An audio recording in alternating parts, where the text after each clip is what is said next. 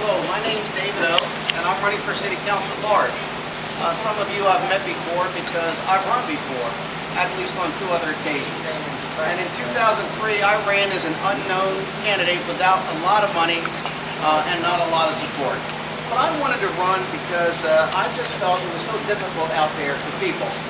And that the people, well, people don't ask for much. They ask for very simple things from their government, and they find it very difficult to understand why government cannot deliver those simple things. And I think people would not be so disgusted or so frustrated if they at least felt that somebody in government was fighting for them. How do you know if someone's fighting for you? You know it. You see it on your job. You see it at home. You see it when you go out. You see the effort, the difficulty, and you hear about the efforts that person has made on your behalf. And I want to be that fighter for you.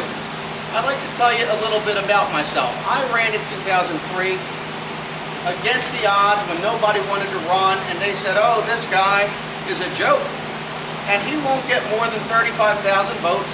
And I didn't have the money, but I went out, not because I thought I could win, but because I wanted to talk to people about what could be a better Philadelphia. And I came away with about 100,000 votes, and people were surprised. So I ran again in 2007. I won on election day by 7 votes. So your vote truly does matter.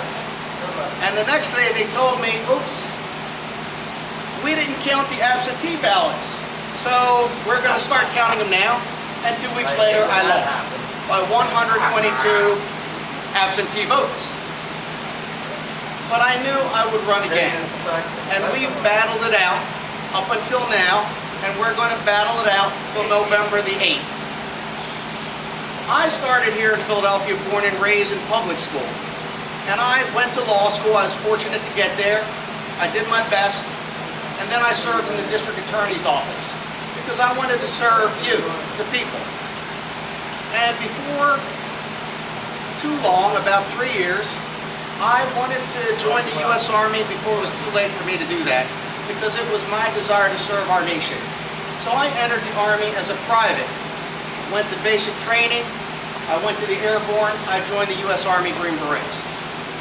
And I had the privilege of serving our country. I didn't do that much, but I had the privilege to serve our country.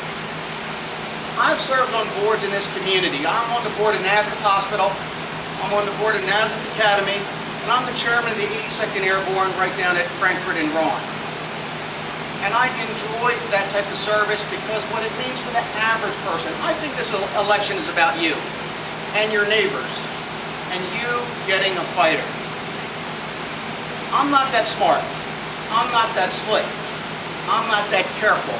What I do is I put my foot on my mouth, I put my butt on the line, I jump out that airplane, and I don't know if I've made the right decision by jumping out of that airplane, because I don't know if my parachute's going to open.